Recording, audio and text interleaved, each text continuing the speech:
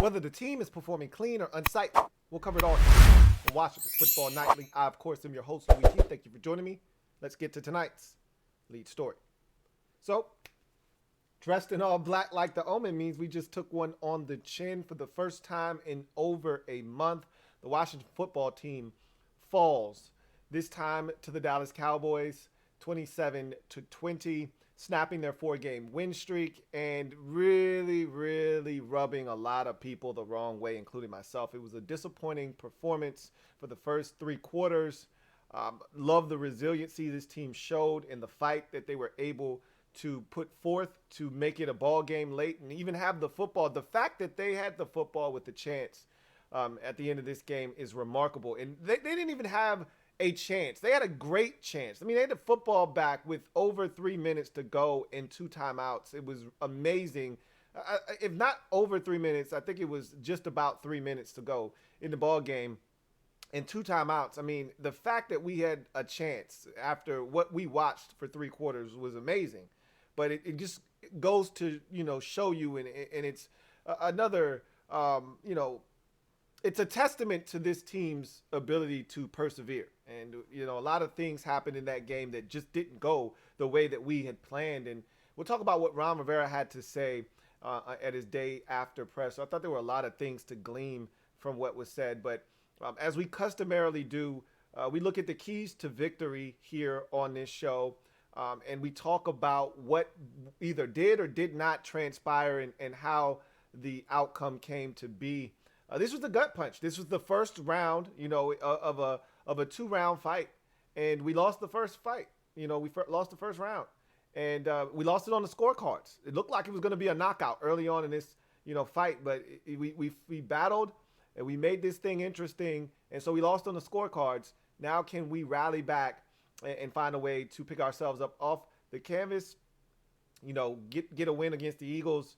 And then, try our hand again at these Cowboys in a couple of weeks. So let's talk about what happened in this football game. We start with the Washington offense versus the Dallas defense. And we knew that was going to be, honestly, where the game was either won or lost. I thought the defense gave us every opportunity to win this football game. And we'll talk about that here in a second. But the offense was going to be the X factor. Because I think at this point now, even with all the injuries on defense, this is the defense we thought we were going to get when the season started. So I don't think any of us are surprised anymore when the defense goes out and plays well enough for us to win, because that's what we thought we were getting when the season started, was a defense that each and every single week, no matter what the circumstances were, no matter how bad the offense is playing, the defense is going to give us a chance. Well, that's what the defense did in this game.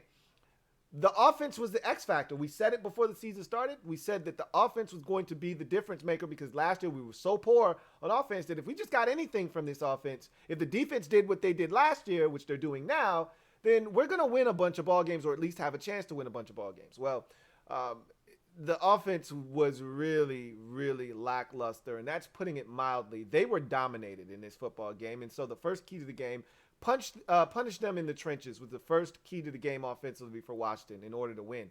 And they simply didn't do that. They were absolutely manhandled up front on both sides of the football. The Cowboys were the aggressor.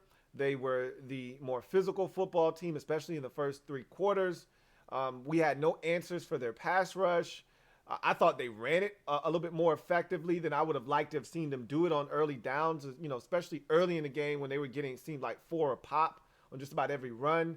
I didn't think we punished them in the trenches at all. I thought they were the more physical team. They were the faster team. They were the fresher team, and they looked as such. So no points for Washington's offense there. They did not punish the Cowboys in the trenches. As a matter of fact, they punished us in the trenches. And that was pretty disappointing to see for much of the football game. The next key to the game was need Heineke Ultra, not Heineke Light. Well, we got Heineke. I don't even think we got Heineke Light in this one. Some of you were saying we got the non-alcoholic version of Heineke. That's probably more apt. I told you we can win with Heineke Genuine Draft. But you want Heineke Ultra, and in a game like this, you needed Heineke Ultra. Heineke Genuine Draft might have given us a chance. We didn't even get Heineke Light. We got Heineke, 0% alcohol. in this game, and you can't win when your quarterback plays the way that he played in this game. He battled. He gave us a chance, with some of the plays he made, but there were more plays that he didn't make that put us in some harmful situations. He's lucky to not come out of this game with 4 or 5 picks. Easy. I mean, the Cowboys literally dropped 3 or 4 interceptions that easily could have turned this thing into a massacre. But I said this during overtime yesterday, when things start to go south, he starts to press. When he presses, it gets ugly. He makes poor decisions. He tries to win the game by himself. And we've seen this before. And I told you, this felt like the New Orleans game all over again. And I said that in the MOBB as we were watching it. This felt like New Orleans. That was the game where I really said he showed his true colors. When things are down and he's got to, try to rally us back, and we're down big, he starts to press, he makes mistakes. And, that's what they're trying to coach out of him is like, look, dude, you can't bring us back by yourself. Down 1 score, down, 3 points, 4 points, that's the guy I want in the game. That's the guy I want us taking us down the field. Down 14, down 10, down 17, he starts to press. We saw it against Buffalo. We saw it against New Orleans. We saw it against the Chiefs. We saw it again yesterday. Can't have him in those situations because he starts to try to make plays. And you can't have some of the mistakes he made yesterday. You can't have the fumbles. You can't have those missteps and those opportunities for the Cowboys to pick us off. You can't have those things happen. They did happen. And luckily, there weren't more mistakes. Heineke definitely was an ultra yesterday. He wasn't even light. He was 0%, and that's not good enough. We can't win with Heineke 0% alcohol content. Next key to the game offensively, Terry, AG, JD, and Curtis must step up. And really, I was just looking for 2 out of the 4. That I was willing to take 2 out of the 4 because if you could get 2 of those guys to step up and have huge games, it was really going to go a long way in helping this offense be efficient. Not only did J.D. McKissick not play, so you take him off the list, that was huge. None of those guys were impactful. Terry didn't have a single catch, left the game with a concussion. Antonio Gibson had a fumble, a massive fumble. And we were already down 28 or 27 or 24-8, whatever the score was at the time. I think it was 24-8 because his fumble gave the Cowboys their last opportunity to score in the game, and they got a field goal out of it. He's got to stop fumbling the football. It's really simple. And then Curtis Samuel was non-existent. He was a ghost. Instead of calling him Curtis Samuel, you call him Casper Samuel, the friendly wide receiver, because he wasn't on the field. He was a ghost. And there were some things that Ron said that are going to, I think, resonate, and you're going to see some change, and that's good to know. But all of those guys, non-factors in this football game. Not a single guy stepped up on offense in that category, and that's disheartening because we're not going to win a lot of football games if none of those guys step up. And one didn't play, and the other 3 were absolutely non-existent. And you got to give Cowboys some credit, especially for Terry. They really took him out of the game plan. I think it's a poor job on our offensive coordinator's part to get some of your playmakers involved. Curtis Samuel and Terry McLaurin can't go a whole game without a touch. That's asinine, that's stupid, that doesn't make any sense, and that's poor coaching. And I don't know how else to say it, but I watch good teams every single week, and their best players touch the football. It has to happen. I don't care who's covering your best receiver. Okay, if you can't throw it to him, hand it to him. You can't hand it to him, have him take a center snap then. Have him being a wildcat. I don't really give a shit how you do it. Do it. Run a pick play. You've got to find ways creatively. And it's not like Trayvon Diggs blanketed Terry to the point where they couldn't give him the football. He had opportunities. But at the end of the day, they didn't make a concerted enough effort to get it in Terry's hands. And that is a farce in itself. And the fact that Curtis Samuel didn't have a single touch makes absolutely no sense. 0 whatsoever. No points there either as well. First and second down efficiency leading to third down dominance was the next key to the game.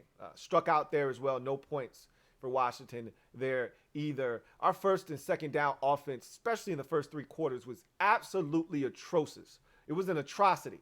We literally found ourselves in 3rd and long repeatedly in this football game, and the Cowboys teed off on us. They dominated the first and second down plays, stopped our run game, put us in third and long situations. We did a horrible job.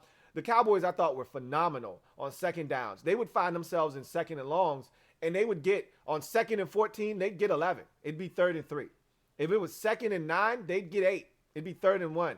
If it was second and 7, they'd get 6. They'd get 5. It'd be third and 2, or they'd pick up the first down altogether. We were the direct opposite. If it were second and 9, well, then we got an incompletion and now it's third and 9. Or we got a sack and now it's third and 14. Or now we got a penalty, now it's second and 14. And then after the second and 14, we get a 3-yard gain and now it's third and 11. Like, that was what we were doing in this game, and we constantly found ourselves in third and long, and that's losing football. That's losing football for an offense that doesn't respond well to third and longs. We haven't all season. We didn't in this game, and we already know who we are. We've established an identity already. At this point in the season, everyone is who we thought they were. The film is out. The stats don't lie. We know what you are. We know we're not a great third and long team. Don't put yourself in those situations so that you have to convert third and long consistently. We did that, and that's why we went 3 of 14 on third downs. Again, another losing measure if you're measuring this team offensively in this game and why the score ended up being what it was. 3 of 14 on third downs will get you every single time, and it starts on first and second down. And then lastly, control what you can control. And this was the theme of the day. In the MOBB, I kept saying, control what you can control. That was one of the things I really stressed on Friday when we talked about the keys to the game. Control what you can control.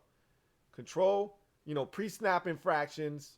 We didn't do that on offense or defense. Guys jumping off sides, guys lined up in the neutral zone, stupid penalties, fumbles. These are the things you can control. Blocking your guy, the guy in front of you, not letting him whip your ass. Like, these are things that you can control as a player. We didn't control the things that we could control. And I thought that Dallas won the one-on-one matchups. They won the individual matchups. They controlled what they could control. We didn't do that. And that's why Dallas was able to really dominate the first quarter, jump out to an 18-0 lead. And before we could even know what the hell hit us, they hit us with a haymaker in the first round. And, it caught us off guard, knocked us down onto the canvas. We got up, but we were dazed and confused. And when that bell rung and we sat down on our stool, man, all our trainer could do was splash water on our face to try to wake us the hell up. But, when you get hit with a haymaker in the first round like that, and it knocks your equilibrium off, it's tough to battle back. We did that. We battled back, but it took us a long time. That 18-point flurry and barrage that we got in the first quarter, that's a doozy, man. You don't see that happen very often in the NFL. But we didn't control what we could control. And that's part of the reason that this score was 24-0 at halftime. We didn't control the things that we could control. A blocked extra point, not blocking your guy. Tim Settle running onto the field late and then letting a guy beat him inside and getting an extra point block. Like, control the things you can control. So, all in all, the offense produced 0 points for the first time this season. They were awful, and they were the reason we lost this football game. Now you get to the defense. They were the only reason that this score wasn't 43-10, 43-8. They were the only reason that we didn't embarrass ourselves on the scoreboard. You start with the first key to the game for Washington's defense versus Dallas's offense. Make Dallas one-dimensional.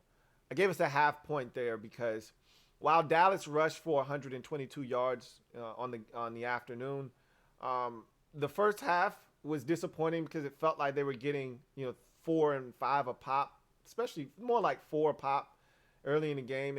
They'd run it on first down, it'd be 2nd and 6. It seemed like that was a routine thing. But in the second half, I think and they took Zeke out, and that's disrespect.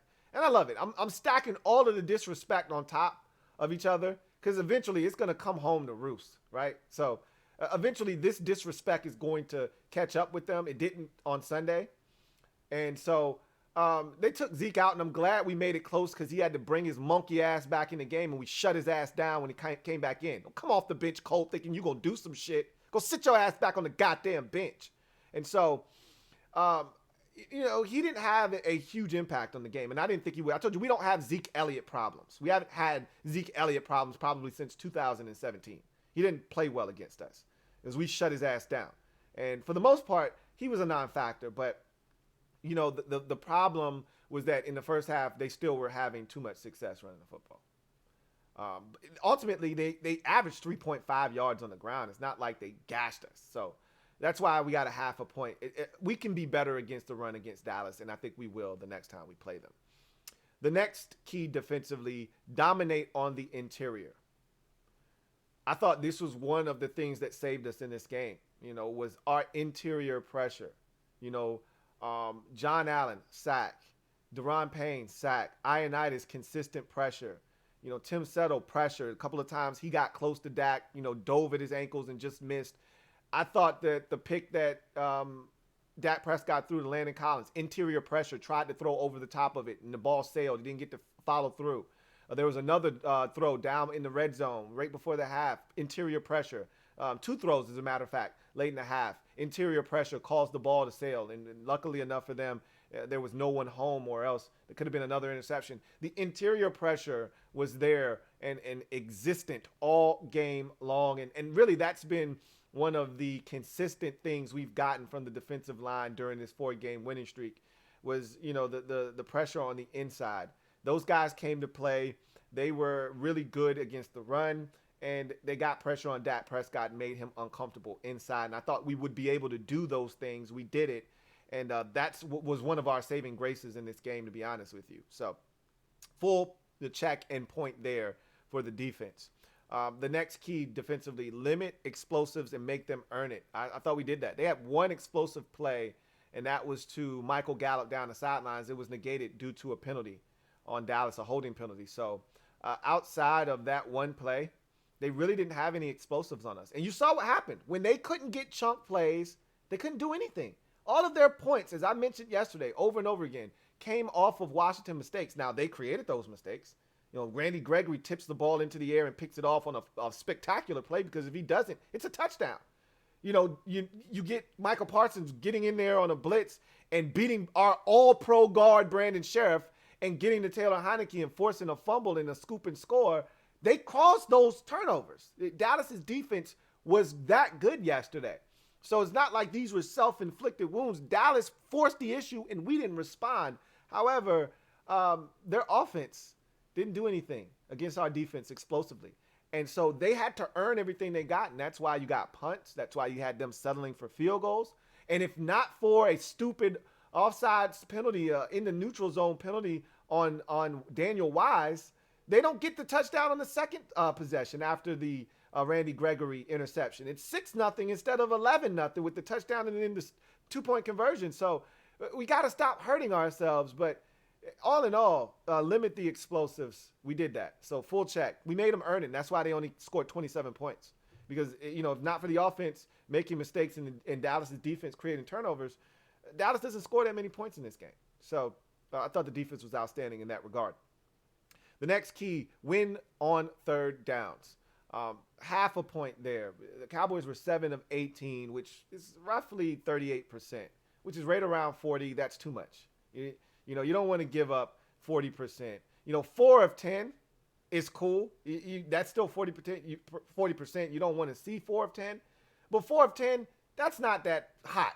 But as that number continues to increase, the amount of third downs increase, and they're getting closer to 40, that's a problem. 7 of 18 is too good. You want them more around that 33% mark, which 6 of 18 would have been. And you think about it, one less third down conversion, what does that do for your football team? It gives you a possession. It gives you 2-3 more minutes on the clock. It changes everything in a football game depending on how things go. So you never know. And there was a third down in there where you're offsides. I just mentioned Daniel Wise being offsides on a critical 3rd and 10, makes it a 3rd and 5, and then Amari Cooper gets in the end zone. If that's a failed third down, which it would have been because he threw a pass out in the flats to Amari Cooper, he came up 3 yards short. They're probably going to settle for a field goal. They're 6 of 18 instead of 7 of 18. That could have been the difference in the game. Who knows? Because even with all of the bullshit that happened in the first half, think about that 8 points that they put up there on that possession. Take 5 of them off the scoreboard. after that forced fumble, scoop, and score by Dallas and Dorrance Armstrong, it's 13-0 instead of 18-0. Think about how different that looks on the scoreboard. Think about how different 16-0 at the half looks versus 24-0 at the half looks. Think about that. 5 yards. One play cost you 8 points. 5 more points on the scoreboard. Changes everything. So, third down, we weren't good enough, especially in the first half. I thought the second half we were much better. But, again, I gave us half a point because second half defense, second half third downs, we were outstanding. But the first half, it cost us. Penalties and Dallas being able to convert on third downs, it cost us. And then lastly, force at least one turnover. And I said, we're going to force at least one turnover, and it's going to be a big one. And I thought Jamin Davis was going to be the recipient of that turnover, and he was going to do something big. And I said he was going to have a pick six. Well, I had the right position, I had the right mindset. I just had the wrong player. It was Cole Holcomb. And Cole Holcomb's been do-it-all linebacker for us this year. He's done everything, had a great one-on-one coverage down in the red zone against Zeke Elliott that forced an incomplete pass. He's been our best coverage linebacker. He's been our best, do-it-all linebacker this season. And in a critical moment when we were down and it looked like out, he makes a play that gives us life and a chance to come back and win this football game. So we forced 2 turnovers all in all. And the first turnover should have resulted in us having an opportunity to score. Got to credit Dallas's defense for sudden change of possession defense coming out and getting a stop. And not only did they get a stop, they got a turnover and gave themselves even better field position than they would have had, had we just punted the football. Or just amazing how just the turn of events there. That so many things went in their favor, but again, they forced the issue. So I just can't wrap my brain around the fact that if he doesn't tip that ball and we get it to DeAndre Carter, it's a touchdown. I mean, go watch the play. It is a walk-in touchdown, and he just made a hell of a play, and that's what good football players do. They make plays. Charles Leno he got to get a better cut block there. Can't let that guy impact the play there, and he did. We forced 2 turnovers, 1 to the crib, counted for 6 of our 20 points. The defense was outstanding. You get a full check mark there. You tally up what the defense did in this game. It's a 4. Like, literally, the defense tried to carry us to a victory, and the offense gave them 0 help, which is exactly what they scored on the day in terms of keys to the game, a 0. And you tally up what the defense did plus the offense, and it's 4 because the defense scored 4 and the offense scored nothing. So that's losing football. We talk about this all the time, complementary football. Offense doing things that complements the defense doing things that complement the offense, both offense and defense doing things that complement the special teams, and that's how you win ball games. We didn't play complementary football. The special teams gave up a blocked extra point. The offense turned it over 4 times, and the defense was left to shoulder the burden of this football game by themselves. They gave it a valiant effort, but they fell short. We got to be better. We're not a good enough football team to just dump everything on our defense and say, hey, go win us a game. We're not playing the San Francisco 49ers led by Nick Mullins anymore. We're not playing teams with lesser quarterbacks that can't find a way to get it done. We may be playing a team like that this week in the Philadelphia Eagles, but we're not playing those teams anymore. We've got to have our offense show up, and they didn't in this game. And again, got to give a lot of that credit to Dallas for doing what they did to us in this game. So we transition to in other news, and a lot is going on with the Washington football team. So let's start with some roster updates, then we'll get to what Ron had to say, and then we'll take a look at the playoff picture. But roster-wise, we left this game battered and bruised. The Cowboys really did a number on us in the injury department. So just a quick little update, and we don't have much. Obviously, Ron doesn't give out too much information on Mondays, but he did give a little bit more today than he normally does. So Terry's in concussion protocol. That's not a surprise. He's not playing this week, guys. You already know that. He hit his head pretty good, and he's going to be out at least a week. I'm hoping that he'll be back for the Dallas game, but as we just saw with J.D. McKissick, J.D. didn't play in 2 straight games. Didn't play against Vegas, didn't play against Dallas. So, I told you this, with concussions, they vary in severity. And so we don't know the severity of Terry's. Unlike JD, who was laying motionless on the ground and had to be carted off, Terry was able to get up and walk off on his own power. So that counts for something. But again, we don't know how severe the symptoms of his concussion will be. And so just assume that we'll have to go to Philadelphia without Terry McLaurin. He was asked about the rest of the guys. The only person that I don't think I heard anybody ask about was safety Bobby McCain, who did, I believe Bobby returned to the game. He may not have. No one asked about Bobby. But so we don't know what's going on with Bobby McCain. Ron did give a brief update on both Taylor Heineke and, all 3 of the guys that also got hurt. And Taylor Heineke, Tyler Larson, and Charles Leno Jr. So essentially he said with Heineke and Leno Jr., they're both sore, but he thinks both of them will be fine. More so, Charles Leno Jr. with Heineke said he's sore. We'll see. So there's nothing definite on Heineke quite yet. We'll see what happens. There with Leno, it sounds like some soreness, but something that they think he'll be able to play through. Again, we'll see with that situation. And then with Larson, he said he's going to have an MRI to evaluate the damage done. We know he's done. His season's done. I think he broke his ankle when he got steamrolled by Neville Gallimore. So I think Tyler Larson's season is finished. And with that said, we were down to our 4th string center again, Keith Ishmael, which means Washington needs to make a move, and that they did, signing or claiming off of waivers from Buffalo Jamil Douglas, a center guard combo interior offensive lineman that once played for the Philadelphia Eagles, if I'm not mistaken, and was with the Buffalo Bills. Released, Washington put in a waiver claim, and now he's going to be with us for the remainder of the season, and he'll provide some depth inside. So, we're hurting at a bunch of positions, none more than center, and so hopefully Jamil Douglas will provide some type of relief moving forward.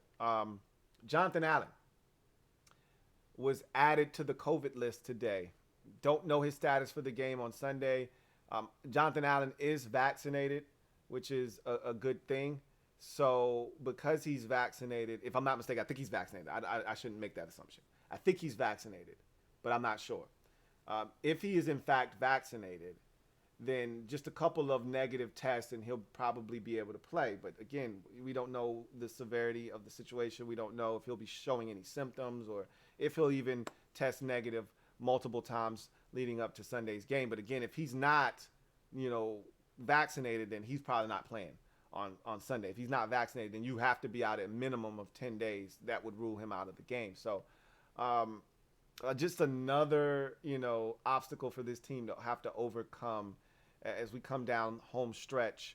Washington now is in the aggressive protocol. And this was, I saw this first on Nikki Javala's Twitter feed. So I don't know who had it first, but I saw it via Nikki Javala, who said now Washington is in the aggressive stages of COVID protocol, meaning that all members of the team, no matter your COVID vaccination status or not, all members have to be tested every single day.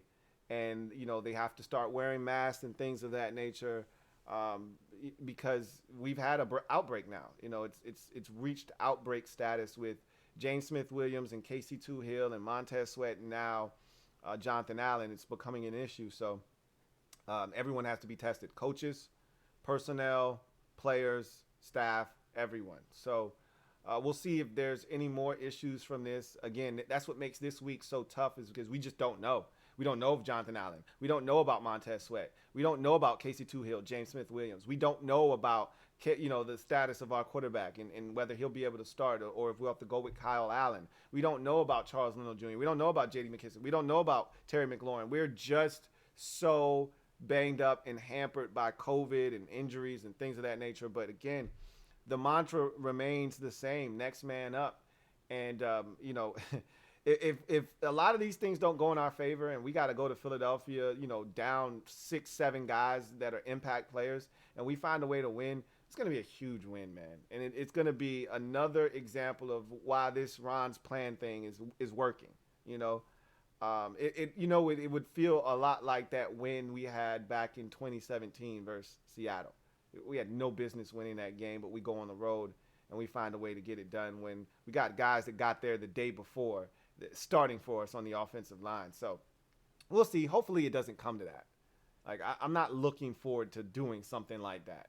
I would much rather have Jonathan Allen, Montez Sweat, James Smith-Williams, Casey Toohill, Terry McLaurin, J.D. McKissick, and Taylor Heineke all ready to go. But the fact of the matter is Terry's not going to be able to go, more likely than not. We don't know what's going on with Charles Leno Jr. We don't know what's going on with Taylor Heineke. We don't know the status COVID-wise of, Jonathan Allen, Montez Sweat, or James Smith-Williams or Casey Toohill. We don't know those situations. We don't know if J.D. McKissick will be ready to go for the game on Sunday. We don't know any of these things, so all we can do is wait and see. So Ron Rivera talked at his presser, and I just gave you some of the nuggets he gave us with the injury situation. I always am, after losses like this, I'm always in a better headspace after listening to the players.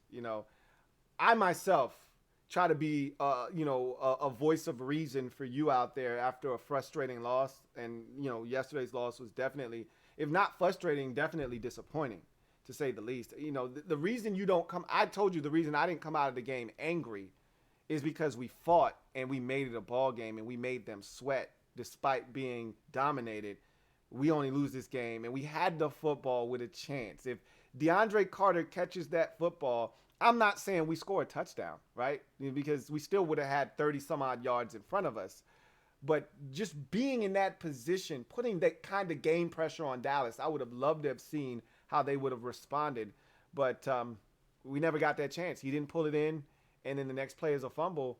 And so the fact that we even had the ball with a chance and an opportunity down the sidelines to DeAndre Carter, this speaks volumes about this team's resiliency. So that forced the angriness to go away, but it didn't quell the disappointment. When you start out a game 18-0 and you're down big like that in the first quarter, that's a bitter pill to swallow. That's disappointing. When you put all this emphasis on coming out and getting off to a fast start, and you can't stand this team, and they've done this and they've done that, and you come out flat like that, that's disheartening. But Ron, speaking of Ron, he spoke to the slow start, and he said, man, we were tired. And I view that as more of an excuse. There's validity to it, and there's a fine line you walk between reasons and excuses. Some things are legitimate reasons, but you could say the same thing to a person, to three different people, and two of them could see it as a reason and one person could see it as an excuse. You don't show up for work and you say, I was feeling under the weather, and two people could say, well, that's good. You didn't come to work. You didn't spread your germs. Good thing you stayed home. And the other person could say, that's an excuse. I don't feel good all the time, and I still come to work. So it's just all in, after the game yesterday, every Cowboys fan, he's making excuses. Every Eagles, he's making excuses. Well, it's all in how you view it. And obviously, they don't like us. We don't like them, so they're going to view it from the excuses prism. But I do view Ron saying that we were tired as an excuse. I don't think we were tired at the beginning of this game, and then all of a sudden we got energy at halftime. Would they eat orange slices at halftime? They had juice boxes for everyone, and their morale and spirit was raised? No, they didn't all of a sudden get this jolt of energy in the second half, so they played better. The Cowboys took it to our ass. When Landon Collins picked off Dak Prescott on the second possession of the game, we weren't tired then. So don't use it as an excuse after you get 18 points put on your skull. I don't think we were tired.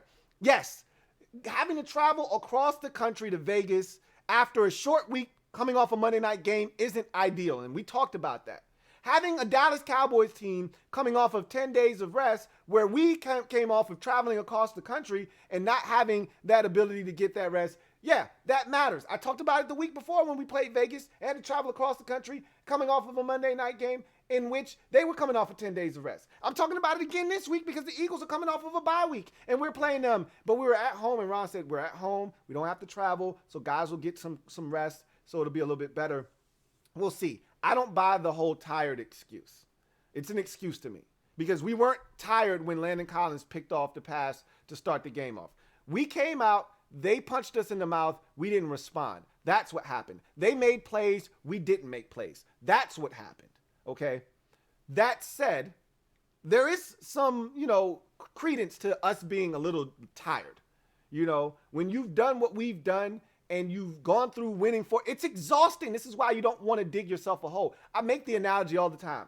In the NBA, when you're down 22 with 7 minutes left in the fourth quarter and you make this furious run to cut it to 4, you go on this crazy 22-4 run. You cut the lead down from 22 to 4 with 2 minutes and 12 seconds left, and you're right back in the ball game. But it expended so much energy for you to cut that 22-point lead down to 4 that you can't complete the comeback and you ultimately lose the game by 9.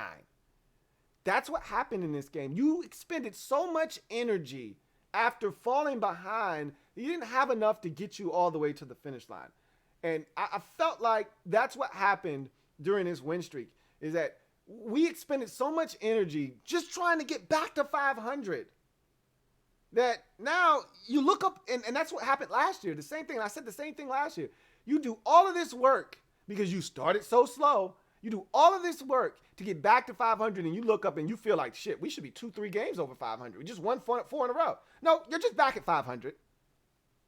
I kind of feel like that's what happened, but at the end of the day, I don't think this was a whole, we're tired thing.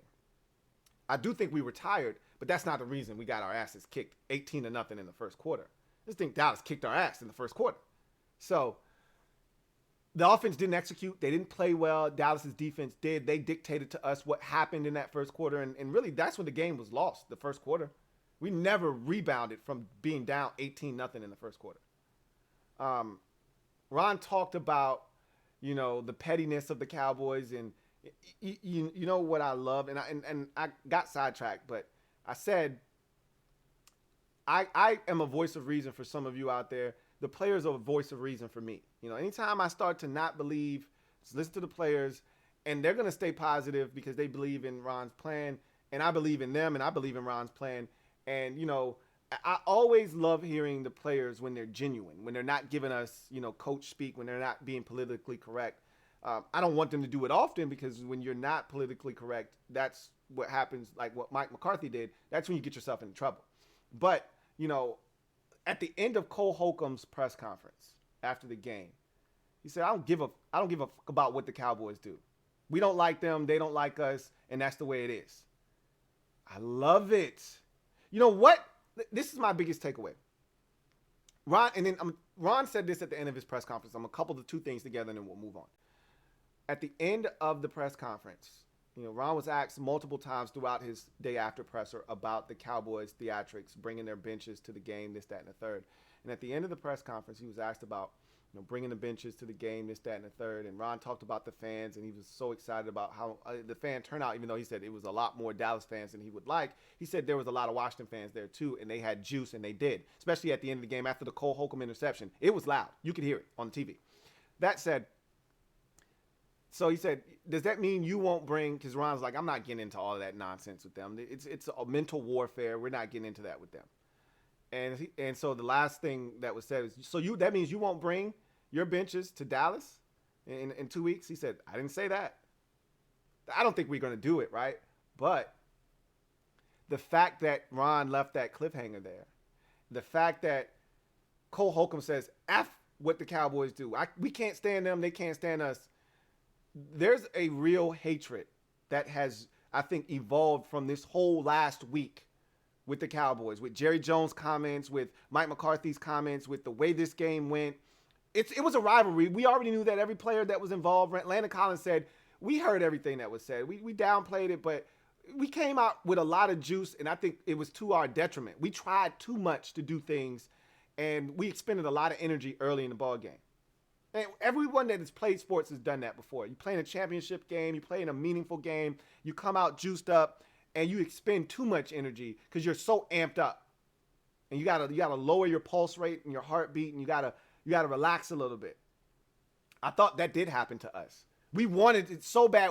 And sometimes it can be counterproductive to squeeze so tight. You squeeze too tight, and you actually are counterproductive. I thought that's what we did early in this football game. But anyway, Landon Collins said we can't stand them. We wanted this one bad. And I think what was gleaned from everything that happened last week, and including this outcome, not winning this game, is that the rivalry has been renewed. We can't stand them. It's not going to be a whole bunch of hugging and dapping up and swapping jerseys. We can't stand them. We want to beat them. We want to shut their coach up. We want to shut Jerry Jones up. This thing is back, man. It's back. And I think the fact that the players feel that way now, because, I think for a number of years, here in Washington especially, the fans make a much bigger deal out of Dallas week than the players do. The players could care less. They come, they go.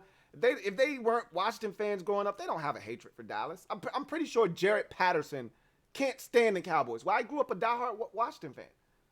So I'm pretty sure Chase Young can't stand the Cowboys. Grew up a Washington fan. I'm pretty sure that's how that works. But if you grew up in New York, and you were a Jets fan, you don't care about the Dallas Cowboys. That doesn't make any difference to you. But guess what? It's starting to matter now. It's starting to matter to the players in the locker room. For years, we cared more about Dallas week than the players did. Now I think that energy is starting to be reciprocated. And the fact that we're playing them twice in a 3-week stretch, it helps add more fuel to that fire. So I like the fact that the players are pissed off and that they can't stand Dallas, and that Ron, he's not going to let them forget everything that transpired in this game. He's not going to let them forget about the benches being brought to FedEx Field and what Mike McCarthy said the last time and what Jerry Jones said. He's not going to let any of that shit slide. Nothing slides. I like that fact. And something else that Ron said that I thought was impactful, just as impactful as Ron saying, I don't know if we're not going to bring our benches to AT&T Stadium in 2 weeks. He said Curtis Samuel has to be involved. Can't go a whole game without having a touch. We got to do a better job. The last time he said that about a player, J.D. McKissick, J.D. had like 14 touches the next game. I surmise that he's going to tell Scott, I don't know what the hell you got going on over there, but make sure Curtis Samuel touches the football 5-6 times next game. I surmise that the Eagles are going to get a nice, healthy, hearty dose of Curtis Samuel, and that's the way it should be. I was pissed off that the same way I was pissed off in week 3 when after week 1, when J.D. McKissick was pretty much non-existent, and in that next game against the Cowboys or the Giants in week 2 rather, he was like one of the stars of the game. That's how I felt about Curtis Samuel. I went off then. I went off last night about, the lack of Curtis Samuel touching the football. I expect results next week against the Philadelphia Eagles. So, last thing I want to do is take a look at the playoff picture before we get out of here. Real quick, I don't want to spend a lot of time on this because we didn't get it done. But as you can see, we're still in the playoffs. We're hanging on by a thread as the 7th seed. Everything that could go wrong did for us playoff-wise. Every team that was behind us won. The Atlanta Falcons won. They're 6-7 now. The New Orleans Saints won. They're 6-7 now. The Minnesota Vikings won on Thursday. They're 6-7 now. And the 49ers, who, they started out the week just like we did at 6-6. They had an overtime victory over the Bengals. I thought they were going to lose that game. They went to Cincinnati and won. That's a huge win for the 49ers. They're not effing around, okay? That's a big win for them to go on the road and win that game the way that they did. Says that they're trying to make the playoffs. They leapfrog us. We're now the 7th seed. So all of the teams that were behind us that needed to win won. And not the right ones. But, I'm not really worried about the Saints. They can't sustain what they've done, because they're just not good. They played the Jets. That's why they won. I'm going to keep it a buck. The Falcons played the Panthers. They're a mess. But if we finish tied with the Falcons, we beat them head to head. So I think we're in the clear. Saints, I just talked about that. They own the tiebreaker over us. They beat us, but we're going to be fine. I don't think they're going to be a sustained. Same with the Vikings. I don't think they're, a great football team. And I think they're going to falter. They got Green Bay again down the stretch. They're going to lose some games. I feel confident in saying that. But we got to take care of our own business. I don't really care what everybody else is doing. As long as we win, they can't catch us. We just got to continue to take care of business. As for the division, I think that's gone now. Now, it's not clear. It's not over, right? The Cowboys are going to beat the Giants next week. But then we play them again, and then they have Arizona after that, correct? So us being back 3 with 4 to go, with them beating the Giants, it's not dead, but it's pretty much Dallas would have to lose out after the Giants game, and we would have to win out. And then we would win the division because we'd have a better divisional mark, and we would have split with them. It's not happening. Dallas is going to win 11 or more games this season. So the division is all but a foregone conclusion. The Eagles are 6-7 as well. I don't want to discount them, but we play them twice. I've already said that. I don't worry about the Eagles because we play them twice. If we don't beat them, then there you have it. They're going to be a better team than us this season. So that's why I don't even mention the Philadelphia Eagles. We play them this week, and then in 2 weeks, we play them again, just like Dallas. So if we want to have a better record and leapfrog the Eagles and stay ahead of them, we're ahead of them right now because of our divisional mark. They haven't won in the division all season long. I'd like to keep it that way this upcoming week. Then we need to beat them. We'll see what happens. But in any event, that's where we stand right now record-wise. Got a lot of work to do, but I think – man, Wednesday is going to be a big day. Got to see where all these guys are injury-wise. And a lot of them probably won't practice. Thursday will probably be a more telling day. But, man, are we some kind of banged up? And this COVID thing has made things a lot more interesting, to say the least. But that's going to do it for me, your man Louie T here on Washington Football Nightly. I am a Washington fan, etched in burgundy and gold. My Washington spirit will never die. Washington spirit will never fold. Until we meet again, hail to our beloved Washington football team. Look forward to chopping it up with you guys on Tuesday. There'll be so much more to talk about on Tuesday as we really start to turn the page from Dallas and start to turn our attention to a massive game now against the Philadelphia Eagles for the right to stay in second place in the division, but more importantly, stay in the playoff picture. A loss would put us out of the playoffs and put the Philadelphia Eagles in the playoffs. A win would keep every team, including the Eagles, at bay and get us back to 500 on the season. I'll see you tomorrow for that. Until then, you guys take care. Have a good one. Here comes the Diesel. Here comes the Diesel. There's the snap. Hand to Riggins. Good hole. He's got the first down to the 40.